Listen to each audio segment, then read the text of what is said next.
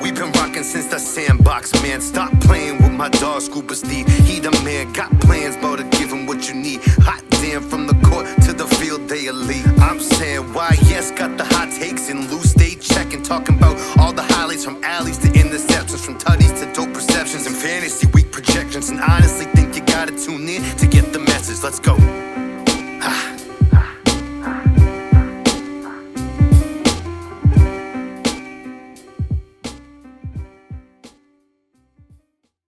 We're here talking about the top prospects in the NFL that are about to be drafted. The draft is heating up. We just saw a trade happen. So before we get into, any of the prospects, let's dissect the Chicago Bears trade. So we got 2 first-round picks, the first overall pick and a first-round pick next year, 2 second-round picks, one for this upcoming year and one in 2025. And we also have DJ Moore. And in return, the Panthers get the first overall pick.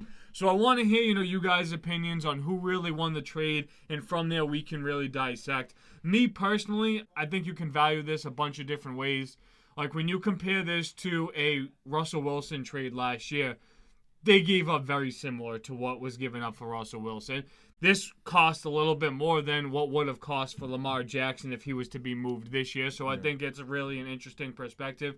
Obviously, you have the benefit of the contract and, not dishing out $250 guaranteed dollars is probably nice. But, you also have a quarterback that is going to give you a locked-in 11, 12 games. But, really interesting to see how different franchises value that, but interested to hear, you guys' thoughts on that trade. In a prior episode, we talked a little bit about this. Just dropped a clip on it, but obviously... Twan was giving you guys a spoiler. Yeah, they call me Mystic Mac because I predict these things, you know what I mean? Not to steal that from Conor McGregor or anything. Or Mattress Mac, yeah. Mattress Mac. A rich man. So, the way you look at it is, that you can look at it one of two ways, to me, is the Panthers paid a lot to get their guy. Mm-hmm. It depends who they get.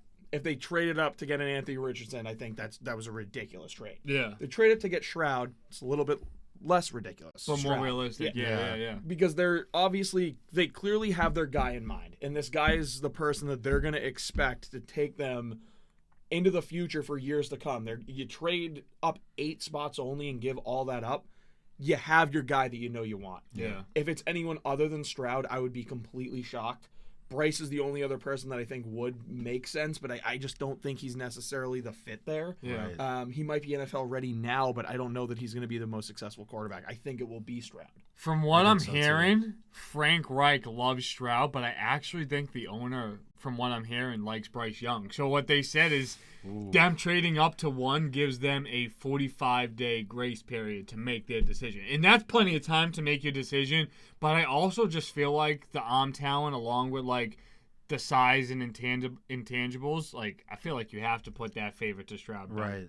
But Bryce Young is definitely a winner. After seeing what he's done in Alabama, I know he's a shorter guy, 5'10". He's the kind of guy that comes in, and I was telling you guys this earlier, you kind of have to change your offense. Do you feel a little passionate more? Honestly, he's still a little taller than me, so it's not like it matters. Yeah, 5'9.5". But no, seriously, at the end of the day, you want a 5'10" quarterback behind a 6'5" tackling guard. It's not going to go well in the pass game. I think Bryce Young proven to win, but I think CJ Stroud just checks all the other boxes. Honestly, depending on how they build around him, it's interesting. Carolina has invested, draft picks into prior quarterbacks, but they also have wasted capital on prior quarterbacks. Right. Talking about Baker Mayfield, talking about Sam Darnold. I want to say that there was even another quarterback that they had traded for. I honestly think Carolina has a pretty solid defense. We talked about it with Derek Brown, Brian Burns, Jeremy Chin. Right.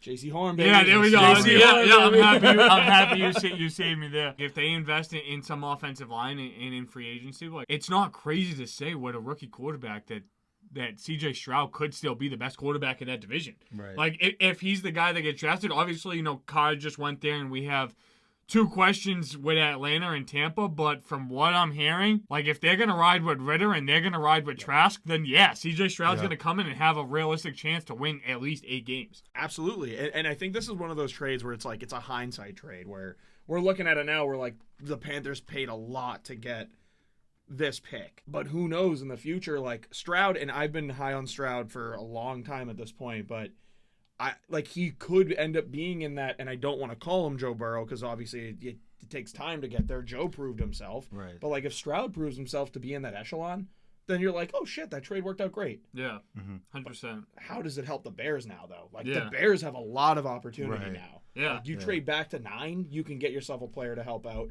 You get DJ Moore as a receiver to help out, couple with Mooney and Claypool. Now that's not a terrible receiver. Cole room Kmet anymore. at tight end too. Yeah, Exactly. absolutely. Absolutely. And interesting to see, what they do with the running back position. But, Twan, we were talking, and you obviously, did a little slight prediction there of Skoronski going at 9 to Chicago. I think it's interesting what we were just mentioning. If they're really heavily into Orlando Brown at the tackle position, lock up the left tackle. Like, do you go and try and get, a top corner on here, like maybe a Witherspoon, a Gonzalez, or a Joey Porter, who I think is the best corner in the draft. But we'll talk, a little bit more about that. I just think it shows that the Bears are all in on Fields. Like, they're just essentially building around Hopefully. him. Hopefully, right? Which is good You to go, see. Yeah, which is good to see. You go and get a guy like DJ Moore, and then, you're even helping him out on the defensive side of the ball, allowing him to have the defense give him the ball back and where he's best. And it just seems like it was the best option for the Bears, right? It didn't really make sense for them to stay there at 1. So I do think, depending on the trade and who that was with, maybe they could have got more, maybe they would have got less. Like, we have no idea what the other offers were on the table. Regardless, it was a pretty solid move for both teams. But before we get to really dissect the rest of the quarterback position, we also have to talk about, a trade that just happened in the NFL literally an hour ago. So Jalen Ramsey being shipped to the Miami Dolphins.